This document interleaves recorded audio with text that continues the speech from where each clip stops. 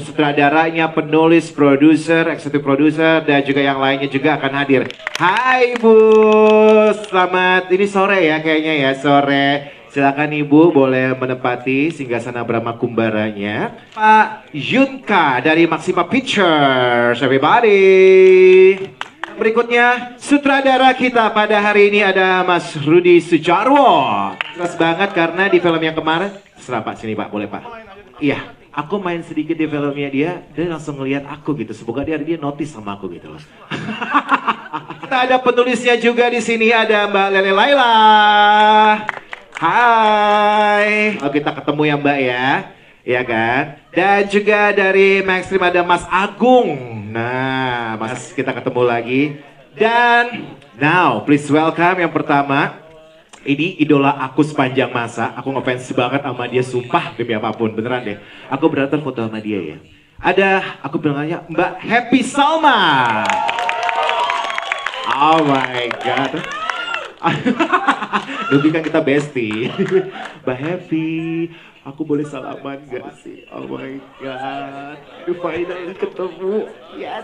Ah, di situ boleh. Bebas-bebas aja pokoknya. Lalu ada, nih juga nih aku bilang rising star ya sini ya. Ada Flavio Xaviera. Ini kayak sukses banget nih. Ini aku amazed banget loh beneran deh. Hai, apa kabar cantik? Baik ya. Lalu silakan duduk boleh? Iya. Lalu ada Azela Putri. Hai. Kok aku deg-degan ya hari ini ya karena ketemu orang hebat loh beneran deh. Serius deh. Lalu ada Chico Kurniawan. Nih fanbase-nya banyak nih. Fanbase-nya banyak nih. Iya kan? Yes. Hai Chico. Ayo di mana? Silakan menempati tempat duduk yang disediakan. Lalu ada Mr. Nugi. Nah, ini bawanya pengen nyanyi aja kalau dia nih. Ya kan? Hari ini dia bilang katanya, gue gak naik sepeda kado hari ini gitu kan. Lalu ada Oni Seroja Hafiz. Yes, Hafiz Pak Hafiz ya. Oke, Oni Seroja. Oh, kakak cantik. Apa kabar? Yes.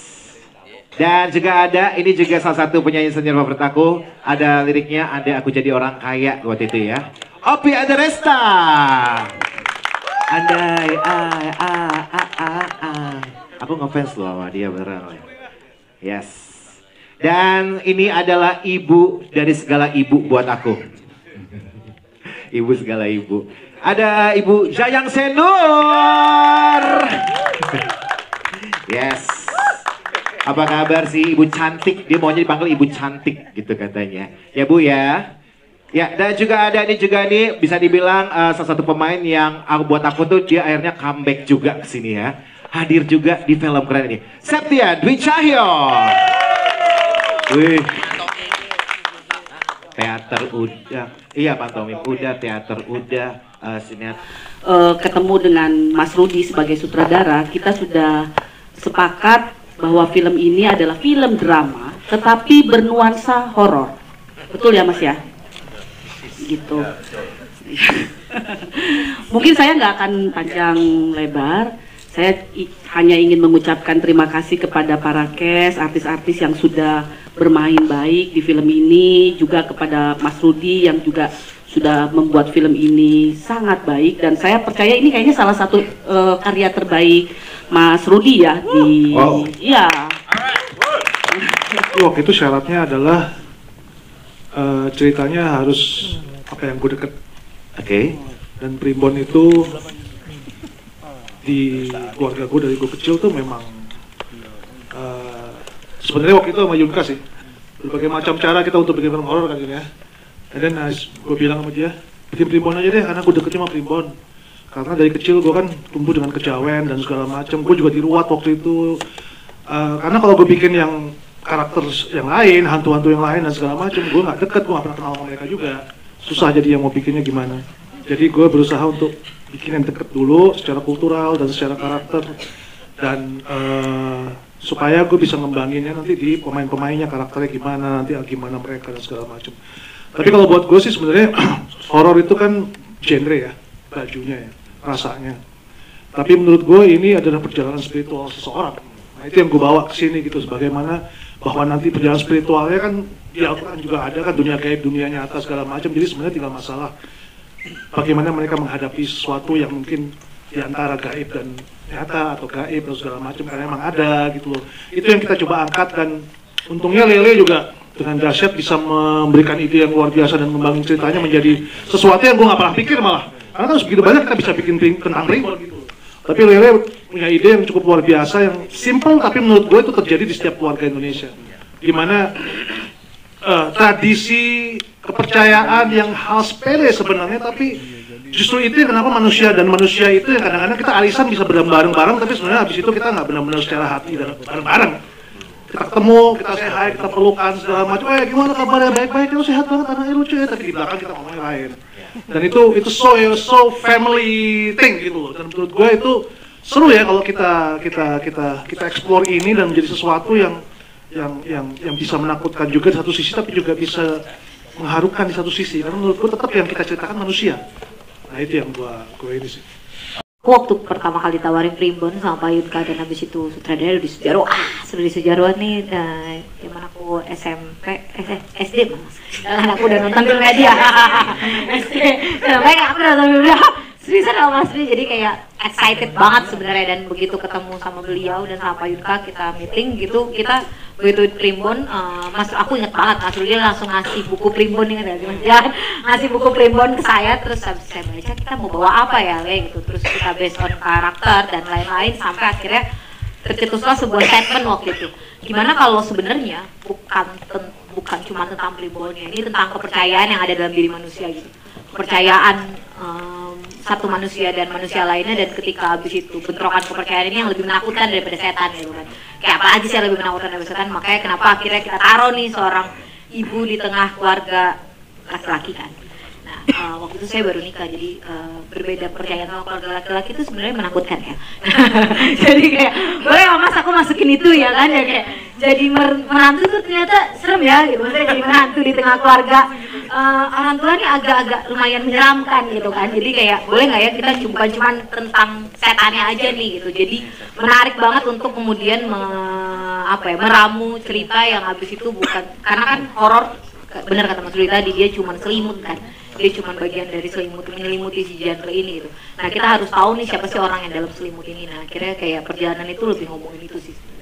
I see. Nah, sedikit gak awalnya gitu, kalau aku kan dulu kan jalan-jalan di mall ya, jalan-jalan di mall, Mas Rudi bilang, wah cocok nih, kata gitu, aku diajak main film gitu. Kalau Flavio sendiri waktu itu gimana tuh prosesnya tuh, bisa sampai akhirnya bisa ikutan terlibat di Primbon ini?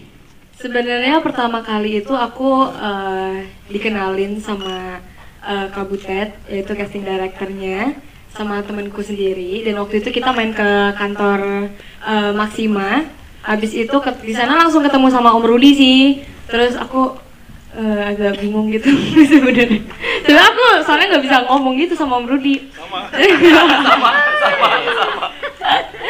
Jadi beberapa hari gitu selama reading, selama kita syuting, aku tuh sempet canggung banget sama Om Rudi sampai akhirnya belakangan ini baru kita bisa cair gitu. Nah, itu nanti aja. Ya pokoknya abis itu aku ketemu sama cast yang lain juga, sama Om Luki, abis itu sama Tante Oni juga, yang lain-lain. Abis itu kita juga sempat meranin satu scene gitu.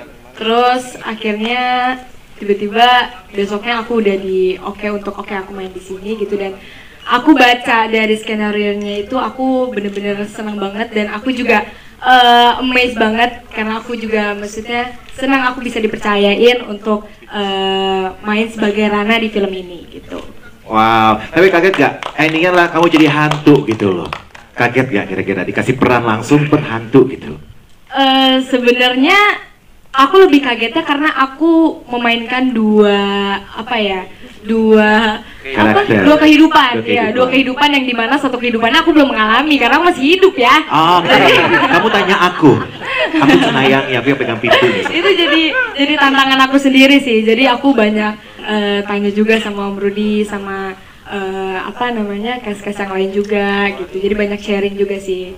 Oke. Oh gitu. Oke, bisa cerita nggak ke kita nih dapat karakter seperti ini gitu kan, dengan juga pastinya ya udah lumayan sering lah pasti bermain dengan bintang-bintang yang ada di sini ya. Perbedaannya apa sih dari segi cerita, dari kenapa kamu mau terlibat di film Primbon ini? Prosesnya kali ya, maksudnya Mas Rudi itu benar-benar natar. Enggak, bukan natar. Jadi kita diskusi panjang banget pada saat itu karakternya mau diarahin kemana sih sebenarnya gitu, maksudnya karakter aku sendiri gitu. Menarik banget soalnya rasanya kadang tuh horor tuh jauh sama perasaan manusianya gitu kalau aku nonton gitu maksudnya. Tapi ini tuh rasanya tuh deket karena rasanya Mas Rudi sangat amat clear mau ini tuh sebuah drama dan ya pas aku mainin ternyata oh gini ya. Bahkan pada saat tag tuh kita masih diskusi. Cik ini kayaknya start emosinya nggak di sini deh. Ini kayaknya si Janu tuh nggak mau kesini deh, tapi kesini gitu. Jadi it's a wonderful proses gitu. I see. Oke, baik. Ambil peran di sini dan juga bisa cerita nggak untuk peran Ibu Yayang sendiri itu seperti apa? Gitu? Saya nggak tahu peran saya jadi apa. Pokoknya Rudi Sudjarwo, aja udah. Pokoknya nama Rudi Sudjarwo, blok udah gitu ya. Prioritas lah pokoknya ya. Begitu saya dihubungi oleh Butet, nggak salah ya. Ini film nih Rudi Sudjarwo, yes, oke. Tentang apa nggak tahu, judulnya aja gue nggak tahu, ya aja udah. Pokoknya terima ya. Ternyata emang bagus karena sutradara yang punya visi dan misi pasti bagus hasilnya. Itu begitu. Jadi sudah nggak usah dipertanyakan lagi. Benar. Oke, siap. Makasih Bu. Azela Putri, silakan. Iya, Azela boleh cerita nggak peran kamu sini sebagai apa dan gimana nih? Ada cerita sedikit nggak tentang kita? Oke, peran aku di sini berperan sebagai Tari, yaitu adiknya hantu satu ini. Rana. Dan lumayan roller coaster ya emosinya Tari di dalam film ini, kayak dari awal yang dia merasa tidak dianggap dengan satu keluarganya yang tidak dicariin, yang ya lumayan dibilang kayak anak yang apa ya, dibilang tuh apa? Outcast yang nggak diperhatiin. Jadi kayak itu perjuangannya Tari untuk bisa dianggap dengan keluarga kali ya. Oh, ada perbedaan gitu ya, perbedaan rasa kasih sayang gitu ya, treatmentnya perbedaan ya. Seperti biasa adik kakak kan ada yang special kid, ada yang disayang banget, ada yang enggak gitu ya. Walaupun aku anak tunggal, tapi aku di sini merasain banget punya kakak, dan kita tuh bener-bener rasa adik kakaknya tuh kuat banget selama di syuting. Aku udah bener-bener kayak ada dia. Terus satu keluarga ini udah berasa kayak keluarga aku, dan dibantu juga sama Om Rudi. Nice. Boleh thank you. Boleh kasih ke Nugi. Di film kali ini seorang idola kita. Yes. Anak 90s semua kenal seorang banget ya. Aku setuju. Oh, debat. Sekarang juga. Sekarang selamanya dia mah. Forever. Saya kenal sosok Happy, seseorang yang udah punya track record panjang dari seni peran.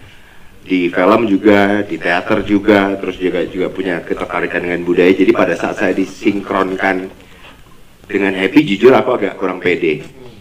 Karena dulunya saya kan anak di bawah bayang-bayang underground ya, maksudnya anak rock. Kalau dia kan anak yang udah bukan mainstream, lebih kinclong lah. Classy gitu. Ya.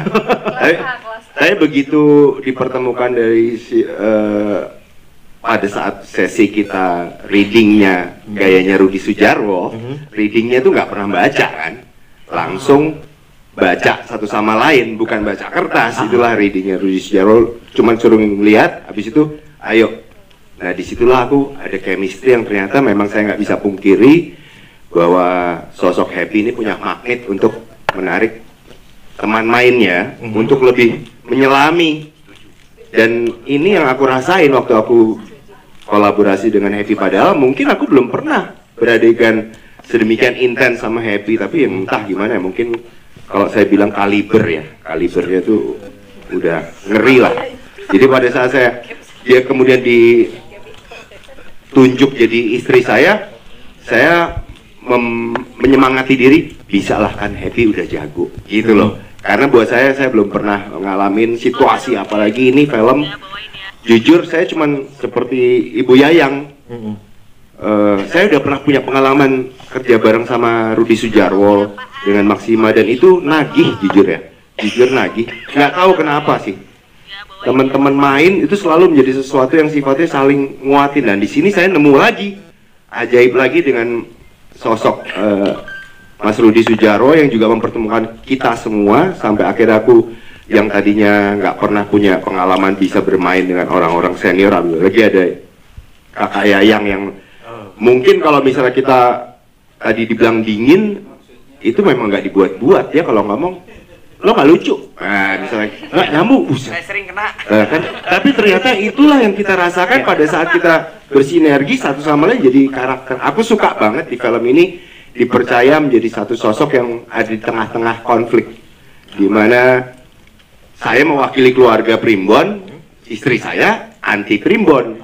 Nah disitulah yang aku benar-benar diajak untuk bersinergi sama seorang Happy Salma yang menurut saya jempol semualah keluar. Thank you banget.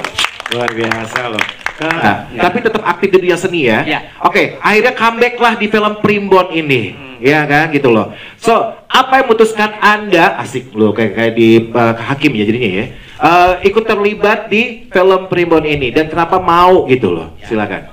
Yang pasti saya mengucap alhamdulillah. Alhamdulillah. Karena memang sudah diberikan. Saya percaya bahwa karakter yang akan menghampiri pemainnya gitu. Dan saya mengucapkan terima kasih buat Butet, Rudi Sudjarwo, Pak Yunka, Maxima, Cakra Film, dan semua cast yang sudah bekerja sama. Saya lebih pada bahwa momen kebersamaan yang saya butuhkan gitu ya, karena ada beberapa kali bermain itu ya peran acting ya begitu aja, tapi yang lebih mahal dan lebih penting adalah keakraban kita semua. Itu yang jadi kenangan buat saya di setiap perjalanan yang saya kenang gitu.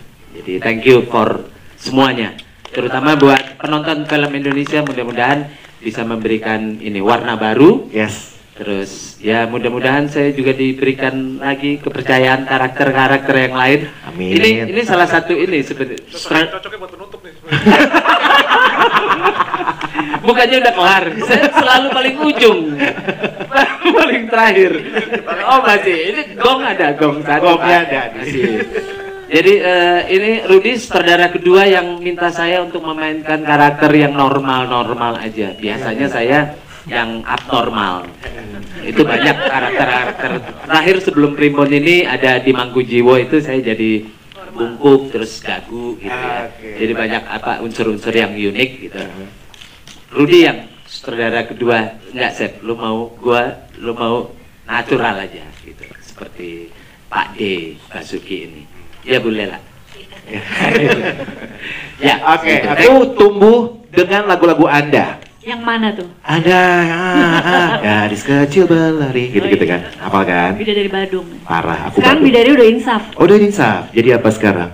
Ya tetap bidadari ya. Oke, Bobby, ini aku kurang tahu sebenarnya untuk kayak profil Bobby di perfilman, tapi aku ngelihat ini kayak the first banget aku tahu Bobby terlibat di film Primbon gitu loh. Dan juga bisa bilang ini satu buah karya juga di luar nyanyi yang aku tahu gitu loh. Bisa dikasih tahu nggak kenapa mau ikut dan juga perannya apa di sini dan why secara detail dan bijaksana? Ya, jadi terima kasih sudah pada datang. Saya mau ceritain di bulan Desember tahun kemarin tiba-tiba kring gitu kan, kring. Halo? Pager. Umurnya ngerti ya. Ketahuan umur. Jadi, halo, ini Opi ya. Ternyata yang telepon Butet. Itu Butet. Ini dia nih orangnya. Paling best nih. Terus dia bilang gue dapat nomor lo dari Iwa gitu kan. Kak, dia manggilnya Kak, kakak mau nggak Kak main film? Film apaan? Film horor, filmnya Rudi gitu kan, Rudi Sudjarwo gitu. Terus kalau gue pikir ini adalah rejeki, ya kan? Rudi itu pokoknya siapalah kalau yang ditawarin Rudi itu pasti melihat bahwa ini adalah rejeki sama-sama gue. Jadi sebelum ABCDEFG, sebelum nanya-nanya lebih lanjut, gue udah oke duluan gitu kan. MLM. Jadi singkat cerita, saya datang casting, ngobrol-ngobrol sama Rudy. Rudy juga teman lama. Jadi memang tahun 98 saya pernah main film Kuldesak waktu itu ya kan. I remember that. Terus tapi memang perannya waktu itu memang perannya sebagai Opi, si Bidadari Badung tuh. Jadi nggak rasanya nggak acting gitu. Nah yang sekarang ini memang di drill. Memang seperti teman-teman lain, menariknya film ini adalah proses. Rasanya saya baru pertama kali ini ikut proses reading, kemudian ngedrill apa emosi yang akan ditampilkan kan di drill dulu sehingga kita tahu mengenali oke, berarti emosi seperti ini gitu kan. Dan proses-proses reading, proses-proses syuting juga buat saya itu adalah sebuah rangkaian yang pengalaman yang sangat berkesan buat saya. Kalau saya perannya di sini adalah adiknya dari nomor 1 itu kan Bude Kepeta. Bude Kepeta. Bude Sepuh nomor 1, kemudian yang nomor 2 Bude Ning, nomor 3 saya Bude Sri, kemudian nomor 4 adik saya yang bungsu Banyu. Kurang lebih seperti itu. Kalau saya perannya memang karakternya adalah ikut-ikutan. Ikut aja deh pokoknya Bude Sepuh ngomong apa ikut, terus dramatis gitu loh, dramatis terus agak-agak iya aja, kurang lebih seperti itu. Jadi ya kurang lebih seperti itu. Oke, wah keren nih dia nih. Mbak Evi, aku belum tahu nih, aku nggak tahu ya. Aku belum pernah ngelihat Mbak Evi itu terlibat dalam satu buah karya film horor kalau aku bilang. Dan ini yang bisa aku bilang pakai, Happy Salma mau main film horor gitu loh. Ini serius, karena kan Ibu Happy Salma kan klasik gitu kan, gitu ya. Bener-bener anggun gitu kan. Setiap karakter dibawain pasti teng gitu, ya kan. Laris manis Tanjung Kimpul, dah aman lah pokoknya gitu. Why? Gitu loh, silakan. Aduh, makasih ya. Sama-sama. Oke, ketika saya tuh di telepon sama Butet ya dan casting directornya, terus dia kasih tahu PH-nya, sutradaranya, siapa tim yang terlibat, saya tuh bukan cuman mau sih, saya terharu gitu. Maksudnya terharu tuh gini, wah ini komposisi pemainnya, tim yang terlibat, saya respect juga sama PH-nya, dimana bagaimana merawat keaktoran yang begitu panjang ya, bisa ngumpul semua di sini dengan lintas disiplin yang berbeda-beda gitu. Ada penyanyi, Yayang, yang suaminya saya ngefans, saya selalu baca artikel-artikel Arifin Senur, dia sebagai guru saya juga. Lalu juga ada adik-adik yang saya pengen merasakan energi sama-sama dengan mereka. Lalu ada Nugi, saya tahu banget dia bukan cuma seorang penyanyi, dia tuh aktor menurut saya. Dan dia maksudnya saya pengen banget berdansa sama dia di depan kamera gitu. Jadi oh ini kesempatan yang langka buat saya. Chico juga, dia bintang baru yang melejit gitu, semua orang banyak ngomongin dia. Ada Kak Oni, aku nggak pernah membayangkan dia bermain gitu di film. Saya akan syuting sama dia, akan seperti apa ya gitu. Ini si Pak D juga, maksudnya biasanya ngelihatnya dalam ruang yang berbeda, akan bermain natural seperti apa ya gitu. Begitu juga Mbak Opi dan lain sebagainya, dan tentunya sutradara gitu. Jadi pasti saya dari awal bilang, oke, saya mau, tapi saya ada beberapa catatan ya, boleh nggak saya diskusi dulu gitu. Dan saya senang sekali Mas Rudy itu bukan mandor sama sekali. Dia adalah seorang sutradara yang memberikan sidik jari keaktoran di dalam karyanya. Dan buat saya itu kayak, waduh, saya sebagai pemeran gitu ya, merasa tuh dihargai bukan hanya sebagai komoditas gitu, tapi saya dihargai sebagai aktor, saya dihargai sebagai seniman, saya dihargai sebagai orang yang mendedikasikan pilihan hidup profesi kita di dalam dunia keaktoran gitu. Dan jadi buat saya ini kayak Mas Rudy bimbing saya ya, kasih saya masukan. Nah jadi selama proses workshop, selama syuting itu saya itu benar-benar seneng banget, karena itu tadi kita tuh kayak bermain di dalam ruang-ruang peristiwa yang kita membangun bersama-sama. Jadi ketika tadi bilang ini kayak keluarga, jujur kayak keluarga, karena kita merasakan punya kontribusi di dalam film ini gitu. Jadi saya loh yang menciptakan gerakan ini, saya dialog ini kita yang menciptakan, dan tidak semua sutradara memberikan ruang itu. Jadi saya mau bilang thank you so much untuk Mas Rudy, untuk Mbak Lela juga yang mau diobrak-abrik naskahnya, dan maksudnya mau memberikan ruang peristiwa kepada kita, sehingga saya yakin ya, saya udah ngintip sedikit filmnya. Apapun hasilnya film ini, soal laris atau tidak itu udah bukan urusan kita lagi ya, itu kan ada jodohnya. Tapi saya jujur saya bangga dan saya senang terlibat di dalam karya ini karena saya yakin ini adalah sebuah karya yang akan jadi kenang-kenangan kita yang akan kita kenang seumur hidup kita. Wow. Makanya Pak Yunka calling lagi ya.